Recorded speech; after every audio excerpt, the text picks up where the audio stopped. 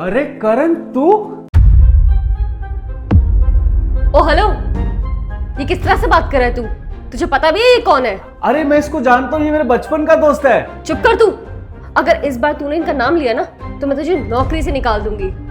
श्री, कोई बात नहीं, मैं बात करता हूँ। लेकिन सर ये अरे मैंने बोला ना, मैं बात करता हूँ, तुम जाओ अपना काम करो।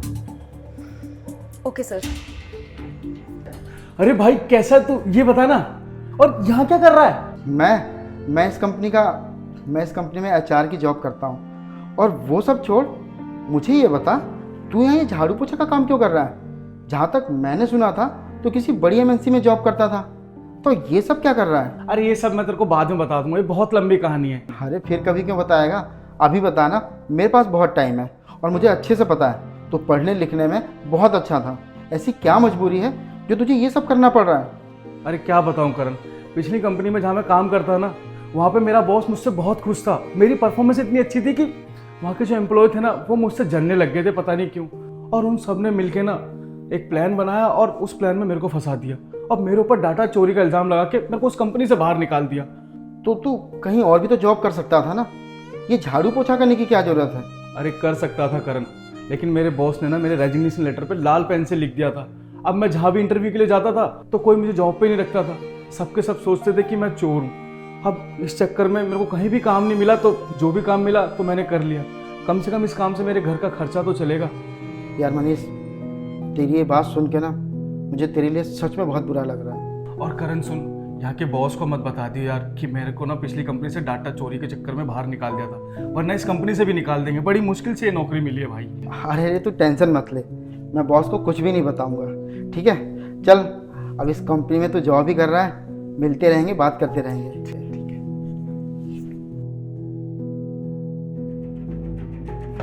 मेरी बात ध्यान से सुन। आज तूने सर से बदतमीज से बात कर ली, लेकिन अगर आज के बाद उनसे इस तरह से बात करी ना तो मुझसे बुरा कोई नहीं होगा। अरे मैम, मुझे लगता है आपको कोई गलतफहमी हुई है।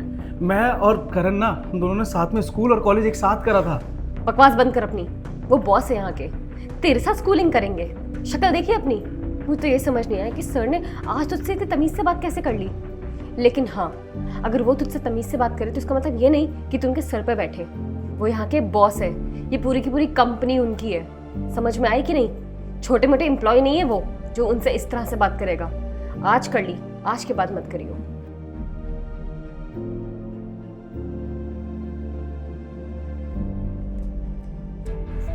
सर अगर आपको और कुछ चाहिए तो मुझे बता देना। मनीष, ये तू किस तरह से बात कर रहा है? और तू मुझे सर कह के क्यों बुला रहा है? अब अगर सर को सर नहीं बुलाऊंगा तो क्या नाम से थोड़ी बुलाऊंगा? मनीष, किसी ने तुझसे कुछ कहा है क्या? तू बता तो सही मुझे, आखिर बात क्या है? मुझसे कोई क्या बोलेगा? और वैसे भी ना ड्रामा करने की ना मेरे सामने कोई जरूरत नहीं है, क्योंकि मुझे सब पता चल गया तेरे बारे में कि तू यहाँ पे कोई एचआर नहीं है बल्कि इस कंपनी का बॉस है।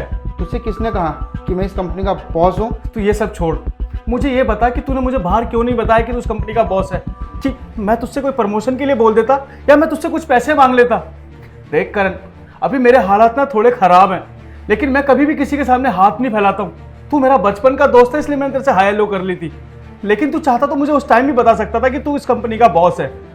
देख मनीष, लगता है तुझे कोई गलतफहमी हो गई है। हाँ, मैं मानता हूँ कि मैं इस कंपनी का बॉस हूँ और मैंने तुझे जानबूझ के नहीं बताया, लेकिन मेरा इरादा ऐसा कुछ भी नहीं था। करण, मेरे को ना सब पता है। जब इंसान का बुरा वक्त चलता है ना, तो उसके दोस्त यार तो छोड़ो, उसके सगे वाले उसका साथ छोड़ देते हैं। और तूने भी आज वही करा मेरे साथ। बस कर यार मनीष, जो मन में आया जा रहा है बोले जा रहा है। बात वो नहीं है जो तू सोच रहा है, बल्कि बात ये है कि मैं नहीं चाहता था कि तुझे पता लगे कि मैं इस कंपनी का बॉस हूँ।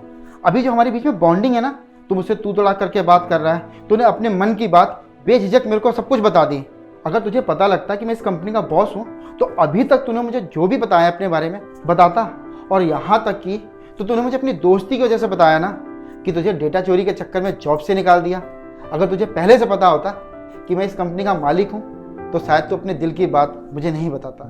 और देख मनीष, मैं नहीं चाहता कि हमारी दोस्ती के बीच में ना ये शान और शौकत, ये जो मेरा रुतबा है, ये जो मेरी पोस्ट है, ये सब बीच में आए।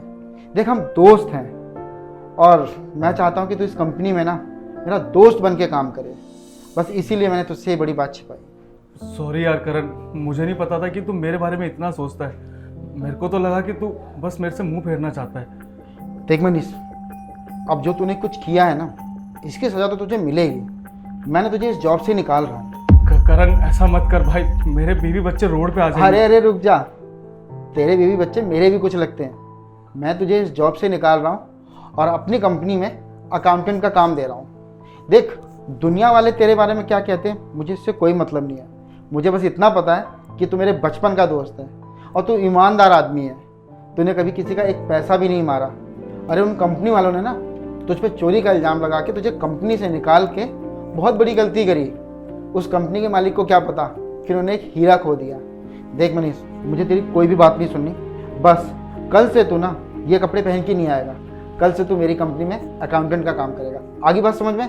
अकाउंटेंट? और मैं? अरे चुप, मुझे पता है तेरी काबिलियत के बारे में। तू बहुत नेक और ईमानदार आदमी है। और ये ट्रेवरे रख, और नई जॉब के लिए बहुत बहुत मुबारक हो तुझे। Thank you so much sir. अरे अभी भी बोला ना, दोस्ती में no thank you no sir, समझ गया?